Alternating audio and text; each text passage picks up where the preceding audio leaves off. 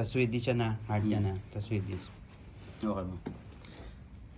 Open mo yan. Hold mo to. Ganun na. Ito kasi masakit yan. Kaya minsan pag maglalagyan mo ng oil yan, pwede mo itong i-ganon. Masarap yan. Madiin mo yung bigat na katawan mo ha. Tapos dito, yung ito, kapag tulak mo ng ganyan, dito yung may muscle eh. Ganyan. Dandahan lang. Ganyan ha. Tapos, yan mo naman. Puno naman. Pag nagbigay ka ng mabigat, magbigay ka ng magaan. Magbigay ka ng mabigat, bigay ka ng magaan. Huwag piribigat, puro bigat. Kasi yung customer mo, gumaganon yan. Magbigay ka ng mabigat, magaan. Tapos party dito sa, madalas kasi masakit dito yan eh. Bilang, yan lang. O, alam mo yung oil yan.